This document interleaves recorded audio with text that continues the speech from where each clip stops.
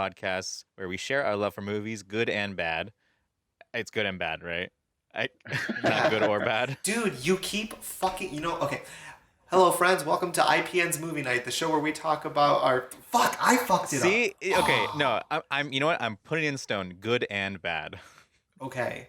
because, and I mean, it's not or bad. We're accepting of all movies. I'm Alexander Pacillas, the co-host and creative director of In Pursuit of Nothing. And I'm Carter Thomas, apparently incompetent co host and head writer of In Pursuit of Nothing. That's great. I love that. At least we're I'm readily embarrassed. yeah, that's fine. And we have a special guest here today. He has been a longtime IPN fan, and he's dipped his toe into a few of our projects as well, which has You been. may know him as one of the ghosts from Phantom Log's Witch Hunt. Wait, He's the one walking towards the camera when we see the ghosts. wait. In what? Sorry, what? In Phantom Log's Witch Hunt, dog, Cesar's a Oh, oh, ghost oh, in oh! that. I didn't hear you say witch hunt. I was thinking of the first one and thinking like, wait, I'm so confused. There were ghosts, actual ghosts in the first one. I was really confused. Yes, Cesar Medrano, welcome to IPN's Movie Night. Thank you so much. And yeah, you've had. I feel like like I said, I feel like I've just kind of like known about you, just because like Dane and Zach like mention your name a lot, and obviously Carter's mentioned your name a lot. Like how do you? What's your affiliation with So IPN? yeah, it's kind of strange. So I live right next to Zach Sanchez, but I didn't know this until maybe a year after I met him. And Okay. I live right next to Millikan High School, so I know that the IPN team, a lot of the IPN team hail from Millikan High School, or they have history in Millikan. And Hmm. I was going to Wilson High School at the time, but I knew people who went to Millikan, such as, I'm not sure if you know these names, Phil Robles, Simon Hmm. Johnson. Yeah. Okay, all right. So Yeah. I met Simon through Gianni, who was also going to Millikan, and then I met Phil Robles through Simon, and Phil one day just brought me over to Dane's place. He was playing World of Warcraft, and it's kind of funny. The way I first met Classic Dane, Dane. he didn't even turn his head to look at me. Like we enter this man's house, right? And we enter his room, and he's still playing D&D, and he's like, "What are you doing in my room? Did I invite you in my room?" And Phil is like, at this point, he was very he would just go into people's places, just be very nonchalant about it. People accepted that about him, Yeah, including Dane. but that's And like also just Dane in general. You said you went to Dane's house, I went to right? Dane's house, right? And Yeah, and that's Dane just never Dane. turned his head to look at me. So it's funny because the first time I met Dane, he didn't even know what I looked like. We just kind of spoke to each other while he played World of Warcraft. That sounds like Dane. Yeah, He's really invested. He's really invested into that game still today. So Uh, So well, we're glad. yeah, Yeah, over yeah. Well, time, we're essentially, man, I just got along with everybody. They started doing the yeah. IPN thing, and yeah, I just got really inspired by it. Oh, Everything that you that's guys great. do, I see creators, I see artists, I see people who are imagining things and they're making it into a reality, and that is a world I always want to be a part of. And so I would just kind of butt my head and say, "Hey, can I observe, a filming session?" And they would hit me up sometimes to be an extra, and I would just love being a part of it. Over time, I got to know Carter a little bit, and while I haven't met you in particular, I know that I have enjoyed seeing you in the IPN videos. There's just a lot of funny stuff that you do. I know that there was one where you're sitting in front of a fireplace.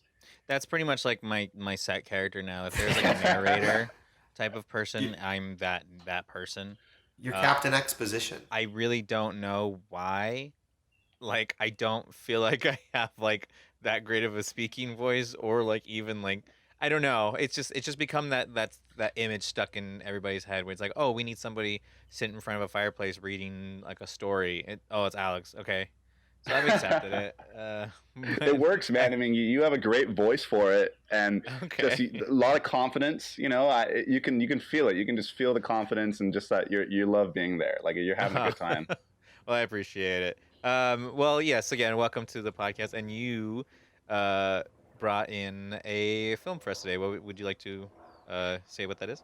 Yes, it is Overlord, a film that came out in 2018, and it was produced by Bad Robot. Yes, it was JJ. J.J. JJ. Abrams, which I like. I know. I think Carter had told me that, or someone told me like, oh yeah, like it's Bad Robot J.J. And I completely forgot until I started watching it again. I'm like, oh yeah, that's right. I like anytime Bad Robot comes up, it's just I'm just always just like, oh, what the fuck? This is a J.J. Abrams film. Like he just kind of comes out with movies sometimes, and I can't keep up with it. That's kind of Is funny. it JJ Abrams or is it Abrams? No, JJ Abrams. it's Or Gigi. is it Well, okay, enough of that. Thank you. Cesar, so why did you choose this film? Like, because we Okay. obviously asked you what film you wanted I, to l- choose, and why particularly this one? okay, I love that you asked that. So, um, Bad Robot, the history, I'm not sure. Did you guys watch Lost when that was like a big thing? Oh yeah, Lost is like one of my favorite No. shows. Oh, I've seen 15 minutes of the pilot. okay, cool. Well, we have one who's seen all of it, and we have one who's Yeah, seen 15 minutes. I can say I'm one of those people who saw all of it, and yeah, even though it was starting to get rocky and a little confusing, I was a loyal fan, sticking it out, saying it's all going to make sense eventually at the end. But yeah, Bad Robot, I felt was just one of those production companies that I felt was pushing the envelope in terms of cinematography. So hmm that's something that I noticed uh, glaringly in their new Star Trek remakes, and I just noticed lighting, and the way the skin, basically how the person's skin with gloss, and I noticed that JJ or the Bad Robot production company loves to do that, and I saw a lot of that in Overlord. So hmm it's kind of funny that even though when they show Bad Robot as that preliminary poster, before the movie starts, even if it wasn't a Bad Robot film, if I didn't know it, I believe if I was watching it, I think I'd get a feel like, oh, this guy. I think this is produced by Bad Robot, and I That think they kind of have a yeah, vibe. certain feel. I think the way the film looks, and yeah, and, and it's also a music thing. I think so. I'm just gonna make it like really simple, and then we can get into it. But mhm, I think generally this is like a B movie. It has a very Mhm. very cliche trope. It has that it was an underdog story essentially, oh just a definitely, classic yeah, underdog story, and but I liked that about it. I think that the directors of these films, like the first Star Trek, they know what these films are. I think they know that they're not hmm making Academy Award winning, in writing and screenplays. I think they know that they're making an enjoyable, entertaining piece of film, yeah, and I'm one of those people that I can watch a popcorn flick, and I love popcorn flicks. I am the target audience that they're catering to is me. I am that person that doesn't care too right. much about how in depth the writing is. No, no, I and can that, I mean fully admit it. that's can be like a skill, which is really hard to do sometimes when you like get really into movies. It's really hard to like just kind of push some of the like the writing elements to it. And not to say that this movie has like really bad writing. It's just it's not overly complicated. Right. It's yeah, It's very to that effect. straightforward. Yeah. So I mean I guess going along with like the story or plot, would you want to kind of like briefly describe like what the movie is about for anyone that may haven't seen it? Yeah, sure. So just like you were saying, it's a very straightforward plot. I love stories like that. Including games. I like one shot narratives. It's not too many Yeah. complicated routes and sub routes. And side stories and side character development. I'm not too interested in that. I want to just see the story that they gave us. So Yeah. what I loved about this film was at the start of the film, they put you right into it. There's no build up to a big event. The big event happens at the very start of the film. You know, you're introduced to the characters. They're in the plane, and then what's kind of like briefly just like kind of just describe like the summary of like what this movie is. Okay. What it's about. So the movie is about just a soldier, young soldier who comes straight from Louisiana. You can tell that he was drafted. He kind of explains that a little bit in the middle of the story. Mm-hmm. He's confused about what really he's going to be getting himself into. And then eventually this guy gets dropped into the middle of a Nazi-occupied war zone in a French village. And what's supposed to be a regular military mission to take out a radio tower ends up becoming almost an apocalyptic, world-saving mission that has to do with fighting the undead. And that's basically and like mad scientists like type stuff. Yeah, it's just and it's funny that we were kind of saying like, oh, this plot is very straightforward, but like the idea of it is insanely like you know what? I don't even want to say unique because I have seen stuff like this before, but I think it takes the setting and makes it like really interesting, you know, based on its subject matter and stuff. Because it's not like Call of Duty Nazi zombies where they're just zombies or something. Yeah, where they're just zombies or already zombies. It's like they see all like the experimentation and all the crazy shit like that. That's really fucked up to look at. Yeah. Some of the stuff looked really gritty. I mean, one of the scenes that I remember that was so vivid that I couldn't get it out of my mind. And I think if a scene does that, the director, the cinematographer, whoever was behind that scene, oh man, they hit the money, because it stayed in my mind. This scene was I don't know if you remember the scene where, he's first entering the laboratory to, search it out. Yeah, I think I know what you're going to say. Yeah. Oh, sorry, okay. Okay. No, but you can continue. Like we can do spoilers and stuff like that. Oh, okay. Excuse me. Are we doing it like we're gonna talk it from beginning to end? We can do it like that. No. I mean, it just like we can talk about we can talk about certain elements that we liked about it or didn't like, but just like don't be shy of like spoilers. Like sounds good. Kind of since we're talking about older movies, we can talk about like the whole plot if you want to. Perfect. Well, the scene that I was talking about in particular was when you could hear the French woman just going, s'il vous plaît, s'il vous plaît. Like she's like, please, like just kill me. Like, and she is like her spinal cord. It's just her head. Oh my gosh, dude. Like that's one of those moments where you're just like, oh, this movie is not holding back any punches. Yeah. Oh man. Good stuff. But there's a lot to handle. Yeah, I think like my overall kind of consensus of like the movie is this film really knows what it's trying to be, and it like most Bad Robot or any type of J.J. Abrams film. I know it wasn't directed by J.J. Abrams; it was directed by Julius Avery, which I've never heard of. I don't Me neither. know what else he hasn't done a lot. Who else he's directed? Overlord was like his last thing. Thus far. Oh wow, okay.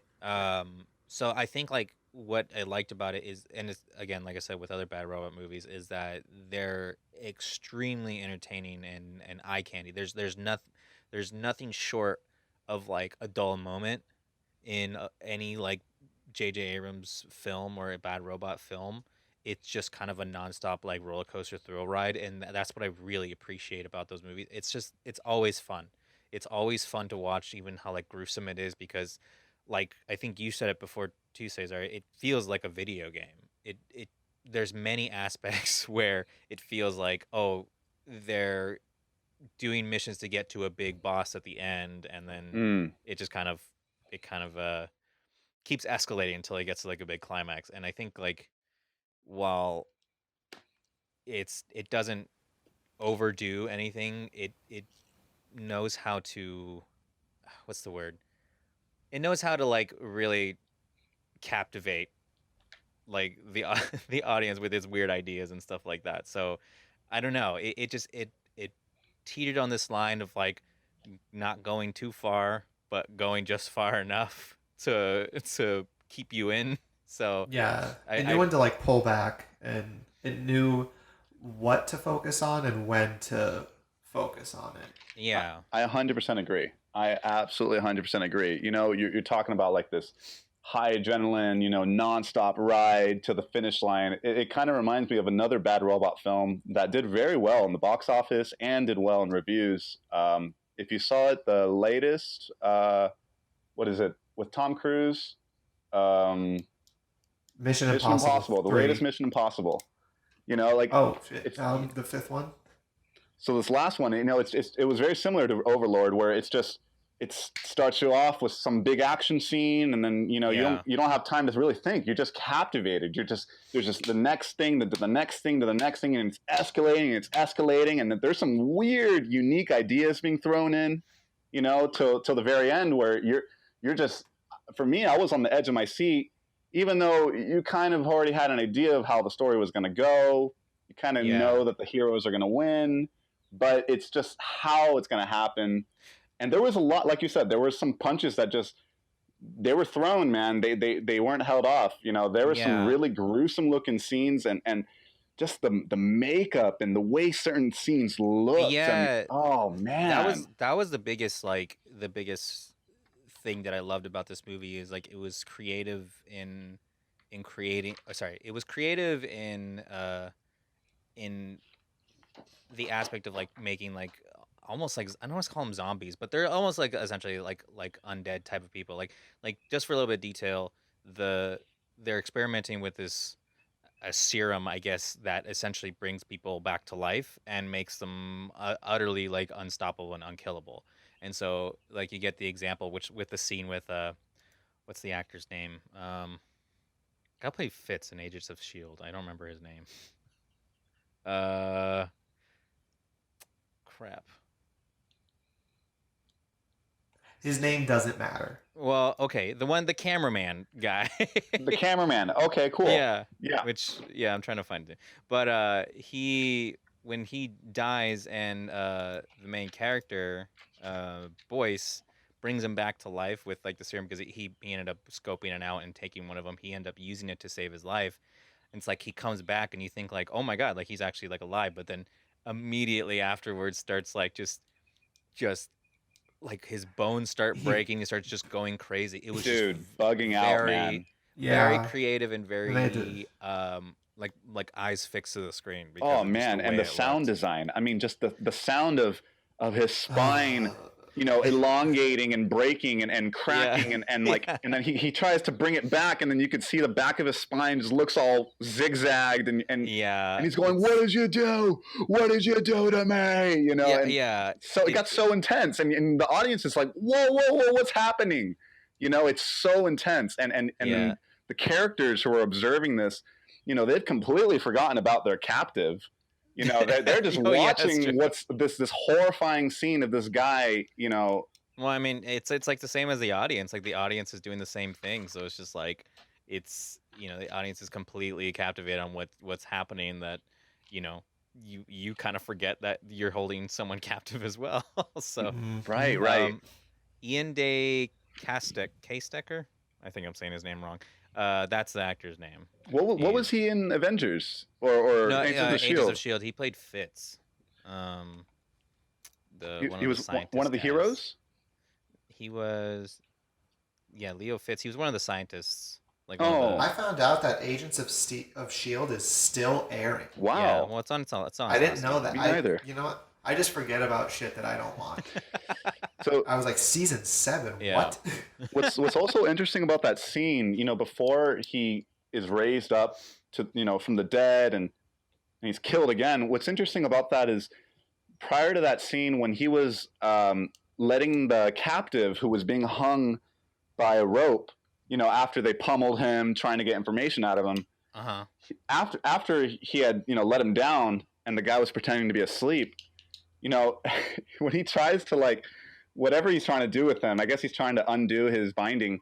The guy like gets up, you know, and he has a bag over his head still, and he grabs the American soldier, and the American soldier, the cameraman, he's going, stop, like he's telling the captive to stop. You know, so I like little details like that. I liked that they showed like this guy is not meant for war.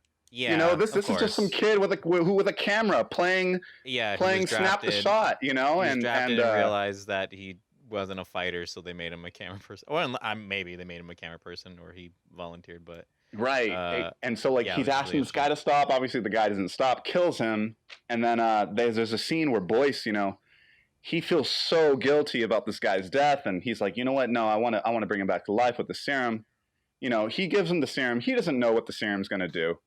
But Right, of when the guy course. comes back to life, it's kind of funny how they show that the one who had the most remorse, the one who had the most sympathy for his death, is also the one who brutally kills him when he Yeah, by uses the butt of smashing his his gun head. to bash his head in. I know that was where it felt like a B movie part where I was just like his head like looked so prosthetic, and I mean, which is fine, but that was where I was like, this is B movie level type of like gore right now. So I really appreciated that detail though. So I thought that was cool. Little things like that. There are very little things like that that I noticed that they tried to flesh out the character a little more. And while these are characters that we didn't get too much, you know, in depth with about their past, their histories, what Right. drives them, we get the feel of their motivations through the settings that they're in. For example, Oh yeah. like the corporal, the blue-eyed, blonde-haired guy. Where have we seen him before? I think I've seen him in a Black 22 Mirror Jump episode, Street. Yeah, right? that's the only other thing I've seen him in. He was in 22 Jump Street. He plays like a frat guy in one of like the like the roadblocks for Channing Tatum and Jonah Hill. I believe he did it. a really good job. He comes off as that frat guy kind of look. I think he was also the main character in the last Planet of the Apes film that came out. I think he was the main character for that, but I'm not 100% sure on that. Well, Wyatt Russell is his name. He's Kurt Russell's son. Oh, interesting. Which is crazy because he looks like more like he kind of looks like Charlie Hunnam. Yes. I even know that name. Yeah. Sons of Anarchy. I was just like, shit, you guys look a lot alike. Yeah. One of them's British, I think. But like even this guy, you know, the corporal, you know, there were scenes where Boyce, the main character, would come up to him to talk to him or something. And this guy just always seemed like he had a chip on his shoulder, man. He just was always tense, was always super serious, but it's because you can tell he didn't have to say it. No one had to say it. You could tell that this guy had been in the war already.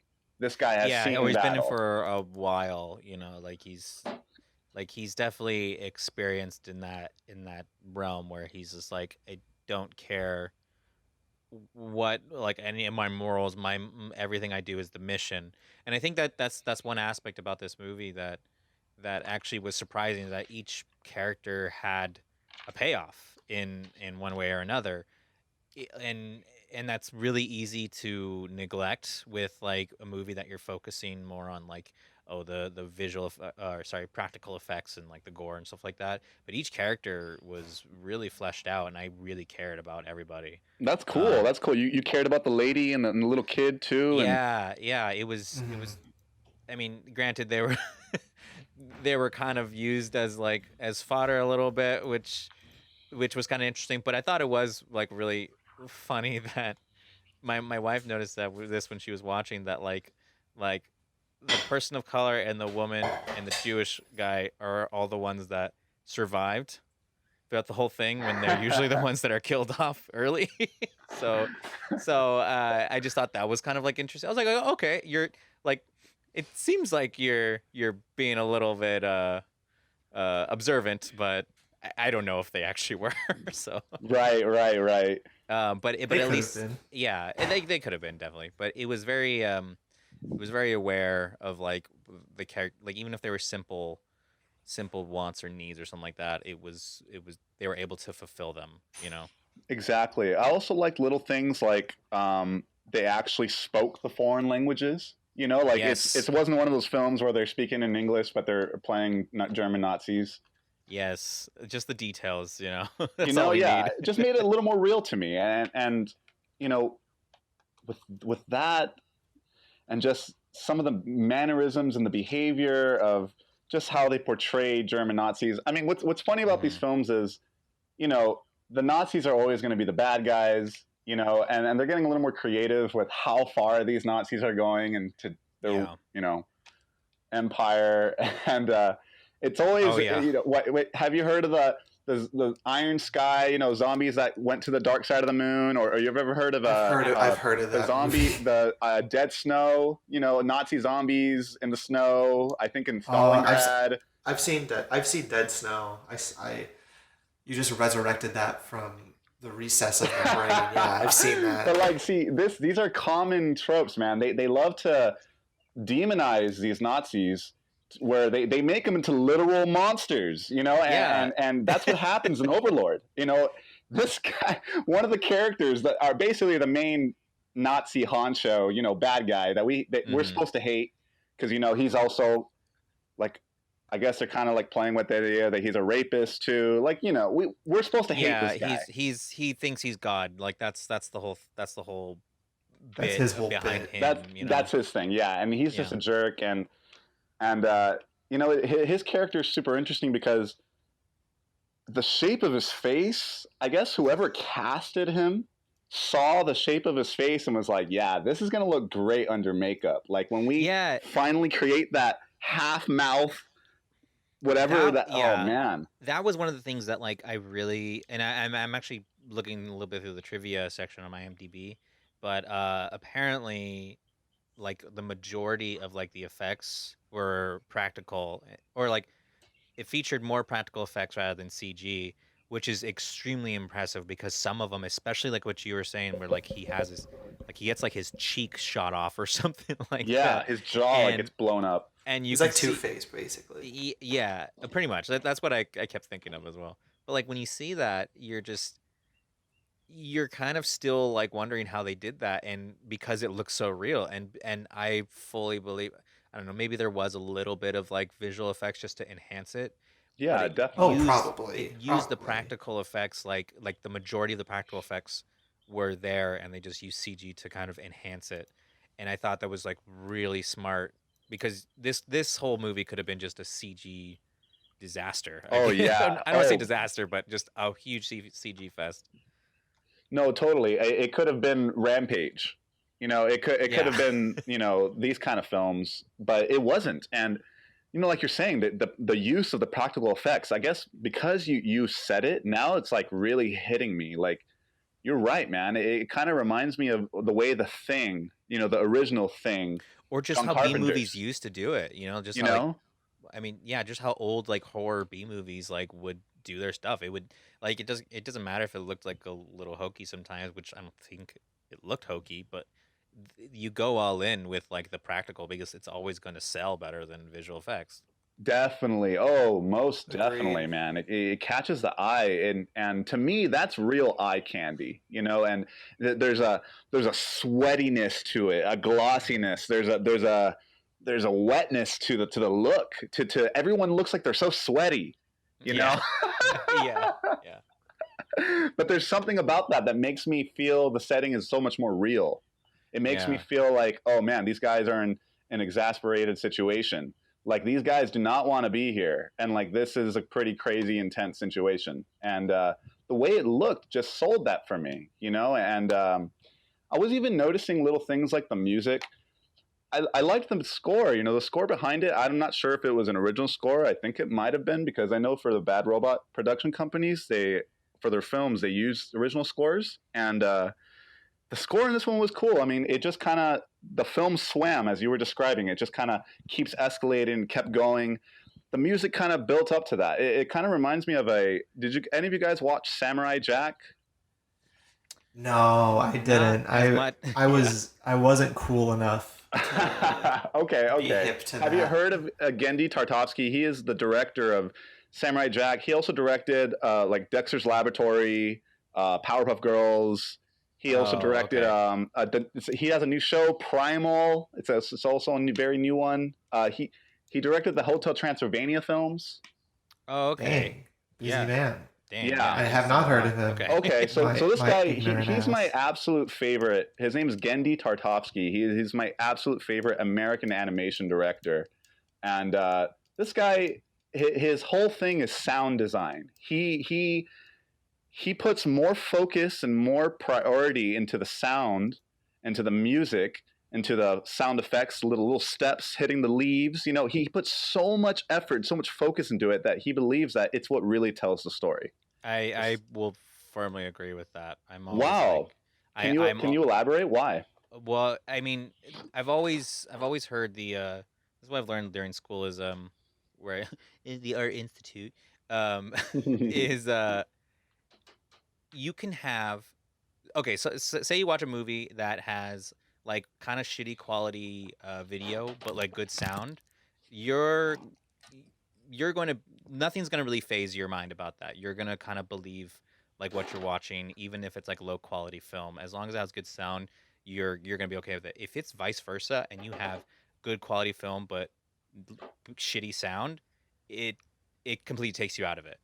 It's like I firmly believe people say like, oh, sound is half the movie. I would firmly agree that it's more than the movie because I sound agree. sound is what tricks your mind into believing that you're actually there. When you're watching Wow. it, it's just like it's just a picture. It's a moving picture. And it can still tell the story, but sound is what really like grabs your emotion and like kind of pulls on you in my opinion. Like that's why music is very essential in some instances, of course. Like sometimes you can put music in spots that doesn't need it. Um, and that's another little thing too. You can have sound in certain areas or music in certain areas, and just by taking it out or doing something different, it tells a completely different version of the story. I think sound has more influence over Visuals. yeah, over visuals than people think it does. I agree. And that's why I yeah. 100% agree. I think it immerses you in a world. I mean, there's a reason why, you know, these super high end headphones are so popular, man. I mean, these Mhm. sometimes people truly escape into their own worlds with these headphones. Yeah. You know, and that is what a good sound design can do for a film or for any medium.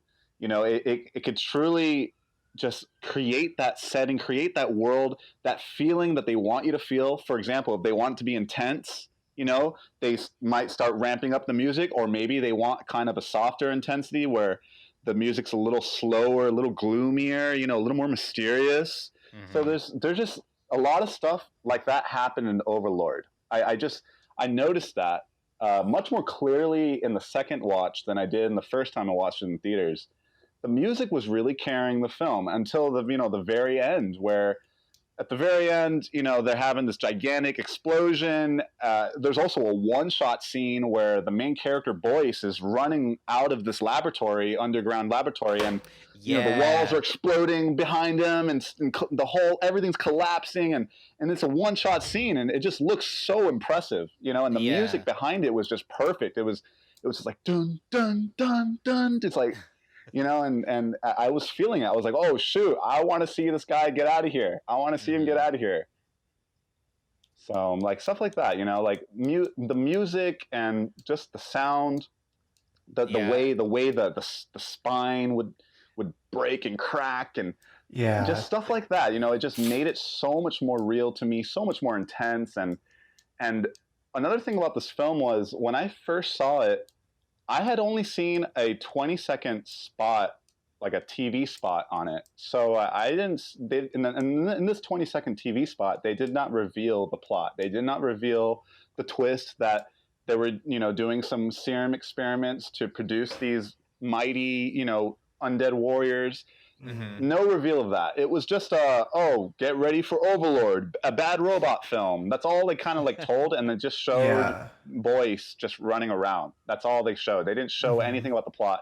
So when I got into the film, you know, as it starts to pick up, as it starts to slowly reveal and unfold, I'm just going, wow, I can't believe they're going this route. This is fun. This is so much fun. So that's the kind of feel it was giving me. And if a movie makes me feel that way, I think that it's a winner in my eyes.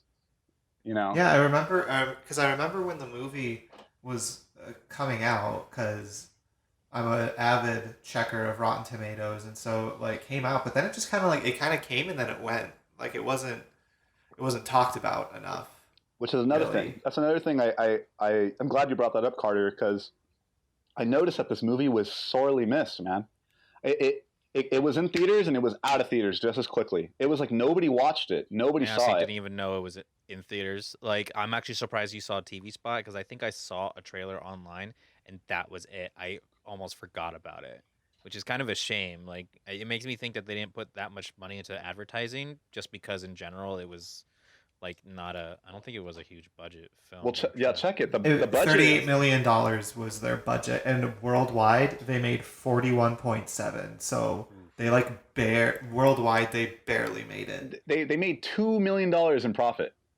Yeah. You know, for a $38 million project, for them to only make 41 million back, that is just insane, man. That it just shows that the marketing or the post production for this film was terrible. I mean, no one knew about it.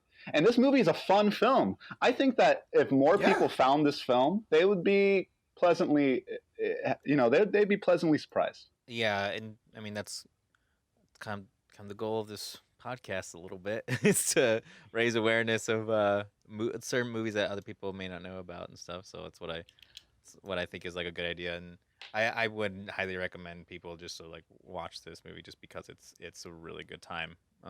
If you just want something to turn your brain off to, like nothing too Yeah, elaborate. it's So fun. true, yeah. If you like just action movies in general and like zombie movies, it's good. I really don't have any complaints about the movie because like it knows what it wants to be, and I think it delivers that like just fine. I don't know if personally like I wouldn't watch it by myself, but if I was at like a friend's house or something and they like I'd watch it with a group. Yeah, Definitely. It's a lot more movies like this are a lot more fun when you're with your friends because you can all go like, "Whoa," So true. instead of me like curdling on my couch by myself like, "Ooh." you're just like okay, good. It was a lot harder watching this by myself. I'll admit. I had a lot more fun watching this with friends. Oh And yeah, I'm sure. you're right. It's one of those, finger pointing movies. You point your finger at the screen, like, oh, hey, wow, Yeah. everyone's reactions just kind of makes the film experience a little better. Yeah, it's the movie where you should be able to like shout while you're doing while you're watching it. Like which is why like I guess like in theaters it's like, hard to do something like that. But it's like you get those natural reactions, especially like at the end. Like I really liked the ending because it was I mean I knew I knew that Wyatt Russell's character was going to be the one that like dies at the end, that kind of like air quotes sacrifices himself, I Right. guess you could say. I didn't think he was gonna take the serum to be. At first, I was like, "Oh shit, he's gonna go full monster to defeat the monster." I'm like, "Oh, this is gonna be sick."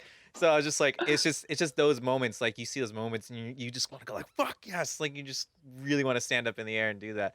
Um, Dude, that but scene too when so sorry for interrupting, Alex. no, I'm no, so no, no, sorry. no. Please That go. scene Please say what you too say. when the main bad guy like picks him up and is like, you see a hook. And Yeah, I I'm know. here thinking, oh, he's gonna put him on his back. But dude, Yeah. he puts him on his chest. Oh yeah, I was like, oh you. I mean, that was his first mistake because he was able to pull himself off. If you put him on his back, they would never be able to pull Oh, himself never off been of able to that. do that. You're right. And you know what? Even with the chest, like, how is he doing that, man? Like, I don't know. that is just insane. And like he just plops to the floor. You could just hear the thud. Like, Yeah. Which is actually kind of funny. I'll tell you how he did it with his patriotism. for America. For America. Apparently, although I just read this trivia bit, Wyatt Russell apparently had mono while filming the movie, and he lost around 25 pounds. I was like, Wow. That sucks. yeah, definitely. But I was like, that makes sense. He looked really like skinny and like kind of, I mean, obviously it was, probably makeup, but I was like, he looked really ill. Skinny legend, dude. If you want to lose a quick 25 pounds, be sure to get mono before filming a big budget Honestly, action film. dude, the director saw this guy. He looked all sick, and he's like, perfect. Yeah, It's like, love dude, it. you're perfect. You know, I wasn't gonna have you turn into a sickly monster, but now because you have mono, I'm gonna do it. But get away from me. I don't want mono. And so yeah, he's an interesting character. The ending of that, and you know, you're seeing him. Oh yeah, he's gonna battle the big monster too. You know, he's taking the serum. And there's a funny scene, man. There's this scene that just made me laugh, where the main guy, you know, this is after the corporals. Now Wyatt Russell's put the serum in him, and the other guy, you know, has him by the throat. We're talking the monster German, and he's like, Yeah. "How does it feel? What is it? Yeah. Eternity running through the blood of your veins." You know? Yeah. And then it seems like Wyatt Russell couldn't think of something to say because he was just like, not that fucking great. Exactly, dude. No, and you know what? When I heard that line, it does kind of sound like that. It sounds like he's just like, I need to think of a quick comeback, and this is all I got. But what I do like the juxtaposition though is the whole point that like, oh, it's like the difference between good and evil is that like if you're good and you feel that power, you're like, I'm not supposed to have this power, and that's why I don't feel great. And it's just like, okay, it doesn't matter if he takes the serum, he's going to still be a good person. Yeah, So I was like, oh, I feel like the script could have had one more draft, and they only needed to fix that line. I didn't hate that line I feel like as much as that's you did, my Carter. only complaint about the movie because it took so long, and I'm like, oh, what's his cool thing gonna be? And he's just like, not that fucking great. And he like knocks him over the cheek. Yeah. He was probably like kicking himself right before he blew himself up. Like, what? Bombs away! No, fuck.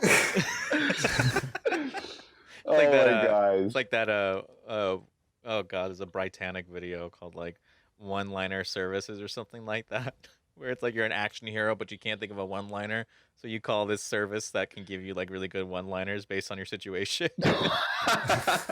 It's a really funny video. It's kind of old, but it's really funny. That's funny. What's that one called? Yeah, I think it's just called One-Liner Service or something like that, but it's by Britannic. Okay, I'll check it out. A group of Brian, I don't remember the last names, but Brian and Nick, those are the guys' names. That's cool stuff. One last thing I wanted to talk about in this film was just the color. The color was, you know, when you guys think of the color, what like comes to your mind? Like what colors come up to your mind? Very, I guess it depends, because when they're up in the attic a lot, very like green. I think of a lot of greens and like browns, just kind of like dreary vibes. That's it, man. It was green. It was a lot of green, a lot of dreary vibes. You're right, man.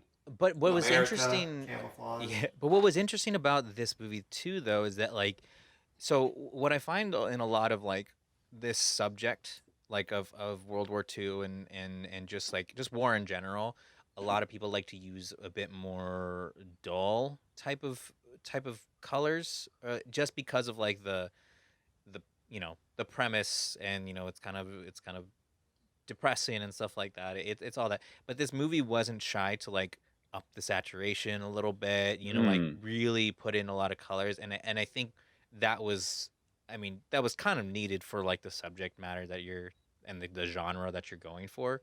But I just thought it was really interesting to kind of see this World War II, like they're wearing like World War II like gear, and it's just like all the settings and like everything about the production design going parallel with this color. It was just something that I didn't really see, and I kind of had to think back, because like I don't think I've ever really seen like this much color in this type of movie. And so I just thought that was like a really interesting touch to kind of bring it to life a little bit more. Definitely. But yes, I do agree. I did notice like a lot of green, and I wasn't really sure why. I'm not sure if I'm trying to like associate what green means, and green can mean like sick, or green can mean like life or something. So I was like, oh, okay. Well, Wyatt did have mono, so they were probably like, let's make it green. I think the green thing actually comes from, well, this is me personally, but you know, when I think of German Nazis, when I think of Germany, the color green comes up. The color green, and even though this wasn't placed in Germany, this was in France. It's still like Nazis, so not whenever the subject of Nazis come up, it's either green or it's black. these are like the two colors that come to my mind first. Which is And so interesting because there's you know, no green in the German flag. right. And But so they have yellow. They have yellow and orange, right? Yellow, orange, and black. Yeah, is I it think orange it's yellow, or red, black. red? Yellow, red, black. Yeah. Yeah.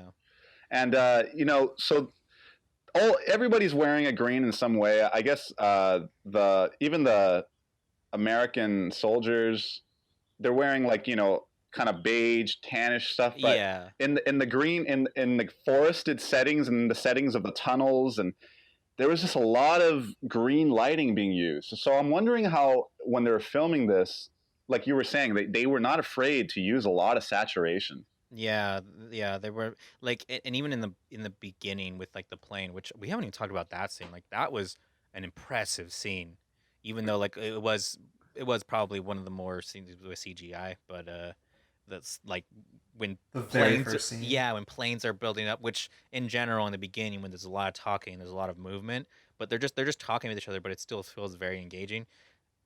When planes just start blowing up and they're trying to like throw people out, like Oh, wow. it is just a really beautiful, bright and like a lot of red, obviously a lot of death, but when he gets like thrown out of the plane, it's a really impressive scene, like of how to show like someone losing control, like, and not falling out of a plane, just like spinning uncontrollably. It was a really good setup. But yeah, that scene I think of too, that has like so much color to it. That's true. That's true. Even the bullets flying past him were red. You know, like Yeah. they were just red bullets, and like you were just seeing explosions. You know, orange and yellow as the fire, the planes exploding, and like this guy's tripping out, man. I mean, you're with him in this entire time he's falling, and then he falls into the water, and then he's tied up by the parachute ropes. He has to get out of the parachute ropes, and then he comes up,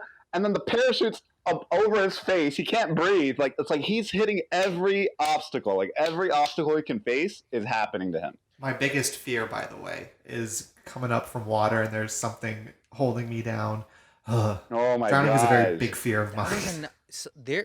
Thinking about it, because I had that thought in my mind when I saw that scene of him like coming out of the water with the parachute.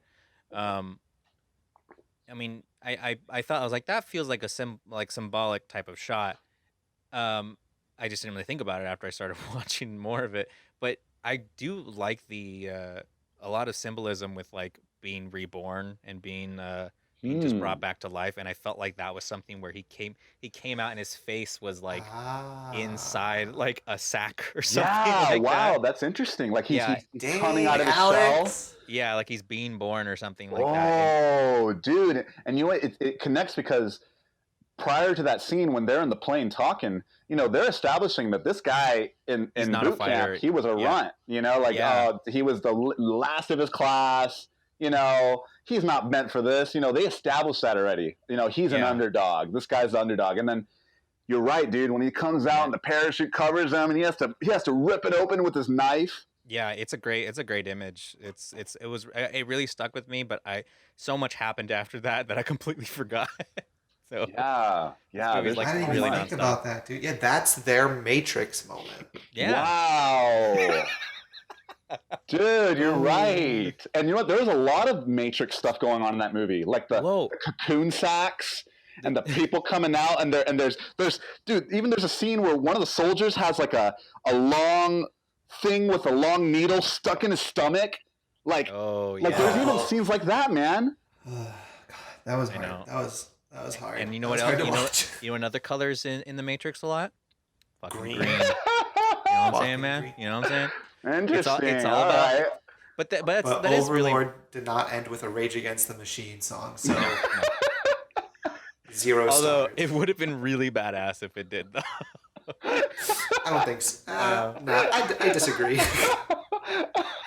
I think although I think it is really interesting though, because comparing those two, like what I feel like the green color was doing with this movie versus what it was doing in the Matrix. It's like it just kind of goes to show like how many things like color theory and just how many things like color can represent with the mind's eye. And so Yeah, I don't know. definitely. I just thought it was a really interesting point, but it's like it all has to do with like life and but also like simulation as well. And I don't know. There's this movie had a lot more going for it than I think people give it credit for. I think so too. There was another film that came out the same year. It came out in February though. I don't remember what month this movie came out, Overlord. But February I films, think November. other than like Deadpool, which came out on a big day, Valentine's Day, and that was like a big gamble because February and January films generally don't get a lot of audience, and they don't get too much.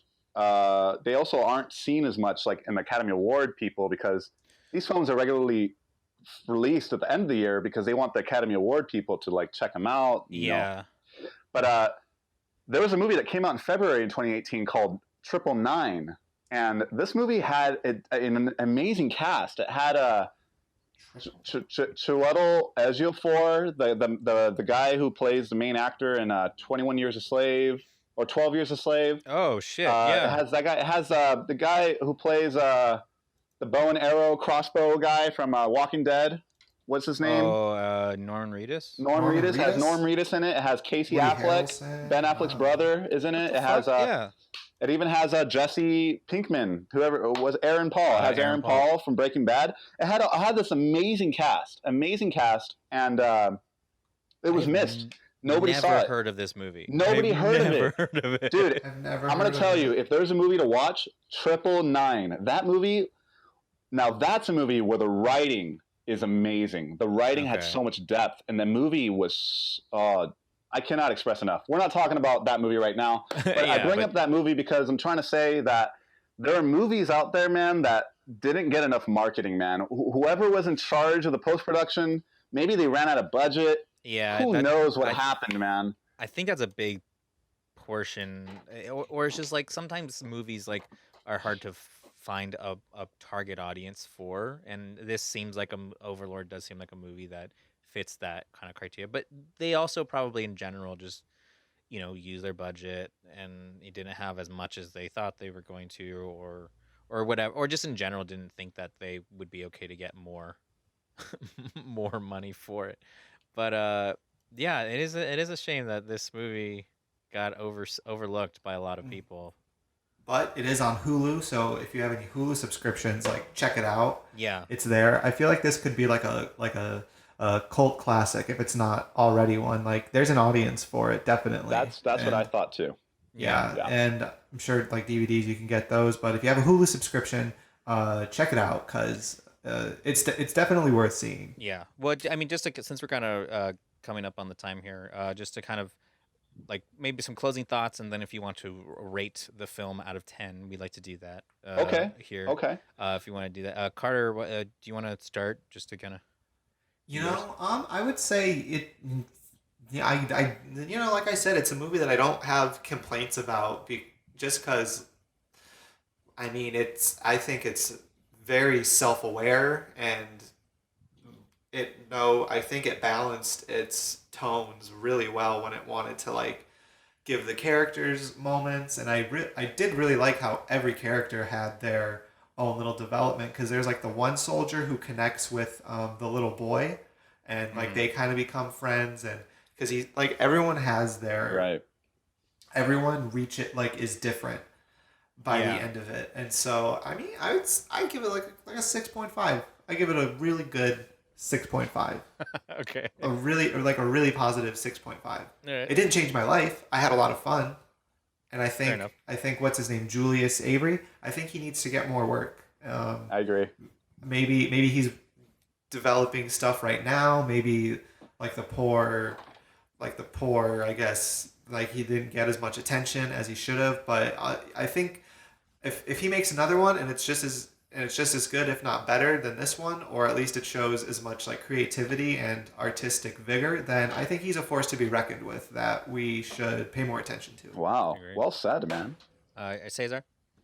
Oh, okay. Well, I was telling Carter, earlier, I believe yesterday, that my opinion of this film is a little different. I actually said far different than when I first saw it. And so the opinion of the first one was, oh, this is just a fun little film to watch I actually kind of agreed with what you said. It's you can just turn off your brain and just watch this film. So that's my opinion of it. But now that I'm watching it, I can say that I think that paying attention to it a little more and seeing the little details that they put in character development. For example, Carter was saying, I think everybody had kind of a moment, to establish their characters and establish their development. And one that really came out to me was the girl character. Chloe. The Chloe. They established her as kind of weak and frail. Ever since her first run-in with the American soldiers, she's being told what to do. She's being pushed around. She's being led everywhere. And she's being manipulated, controlled, grabbed. But then at the very end, when she has that final big battle with the released undead guy, with the one arm. Yeah. I mean, she had to go all out on that guy, just to survive. And she was like, she was an image of strength at the very end, She's shooting him with the gun a bunch of times and then grabbing the flamethrower. Like, she was like, you know what? I'm not going to be pushed around anymore. So, I kind of missed that the first viewing. I didn't think that the other characters had too much going for them. But now I'm realizing, you know what? They did. With the small amount of characters they gave us and the story that it was, that straightforward story, I think that Carter said they knew what it was and they kind of balanced that right. I think Julius Avery definitely needs to get more work, and he is a force to be reckoned with if he continues to make movies in this fashion or gets better. If he can bring back that John Carpenter look to it, if he can bring back that practical effect feel to movies, that would be such a saving grace for where movies are headed today in terms of their CGI. So those are my final thoughts. So I would rate this a good 8 out of 10. 8.5. I'm going to be a little more generous because awesome. I really enjoyed it. I don't think it's a perfect film because it didn't make me cry. If a film makes me cry, then it's going to be hitting those 9 and 10ers, This to me was just a straight up enjoyable film. I know what to expect. I can turn off my brain, and I was happy to do that, So, yeah. Yeah, that's good. Hold on 1 second. Okay, never mind.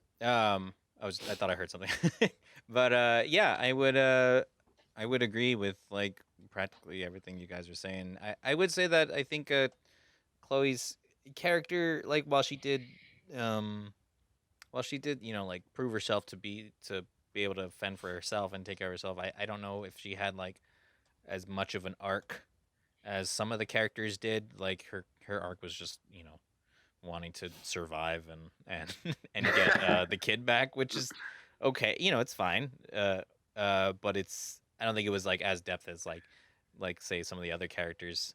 But it was nice to see that like this movie didn't shy away from establishing character development and anything like that. It really paid off with, or paired it nicely with like the complete insanity that it presented, and just like the pacing of it. I do agree that Julius Avery should definitely I will definitely be paying attention to anything that he makes in the future because of this movie, and hopefully that because of he's associated with J.J. Abrams, whatever project he's doing, he can kind of hop on. So it would be nice to see that. I would probably rate this movie about the same, like an 8 out of 10. For the same thing. Yeah, it didn't make me cry, it didn't change my life, but I had a really good time and I would recommend it to a lot of people. So cool. But yeah, that's Do you have anything that you want to plug, Cesar? Any social medias, any creative projects of your own that you'd like to share with our audience? Yeah, thank you so much, guys. So you can find me CesarEJapan on YouTube and Instagram, CESARE Japan, and stuff I'm working on, man. I'm just working on a bunch of stuff. When it gets released, you guys will know. Right now, man, in my future, at least what I'm trying to work on is I'm trying to work on my first feature film. Sick. I'm trying to tackle something like that, man. And I think the only way to do it is to just do it and figure it out as long as along the way, So yeah. I was too afraid to start, man, for so long, and now I'm just like, you know what? I'll never start if I don't just start. So Yeah, no, for real. Like it's like you're never going to like feel like you have all the knowledge to start something like that. You will learn along the way. That's really just how in general filmmaking goes, you know.